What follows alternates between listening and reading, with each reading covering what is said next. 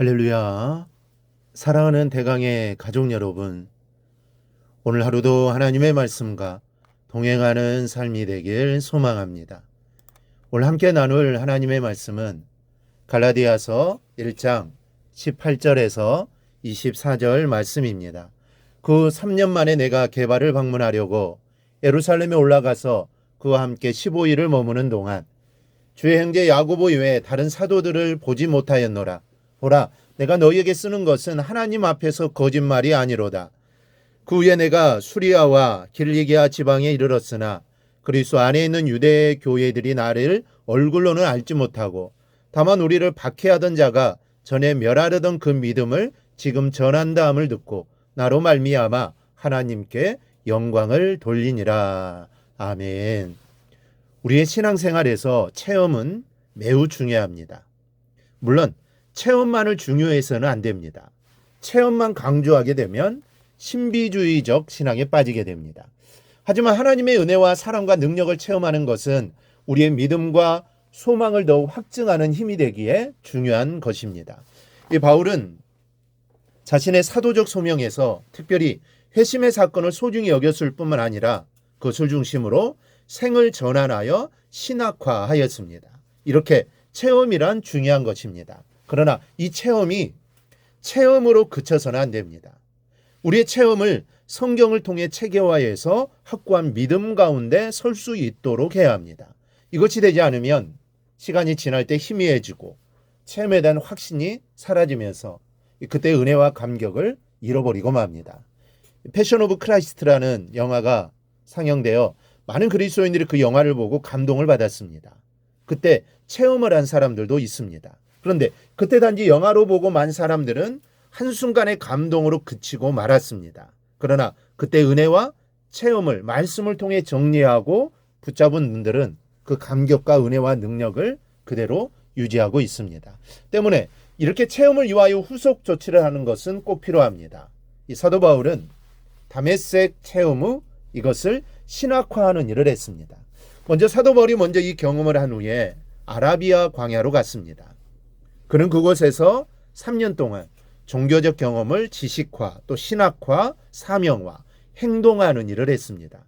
물론 회심 후 잠깐 그리스도를 증거하기도 했습니다. 그 과정에 사람들에게 의심을 받기도 했습니다. 그러나 그는 자신의 체험이 하나님 말씀과 어떠한 연관이 있는지를 공부하고 정리해야 했습니다. 그것을 위하여 이 3년이라는 시간을 보내게 됩니다.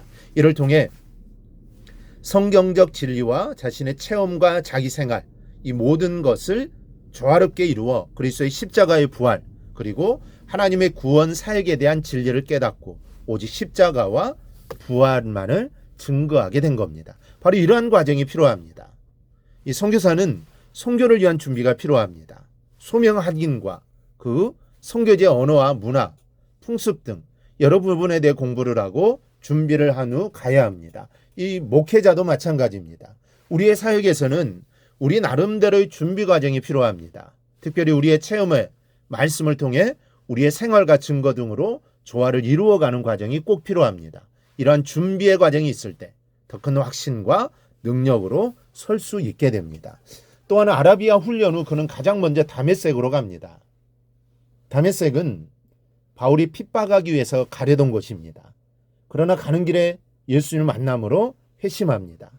예수님을 만나 회심해서 그곳에 가서 오히려 예수를 전했지만 사람들의 의심으로 환영받지 못했고 유대인들은 바울의 배반으로 살기가 등등했습니다.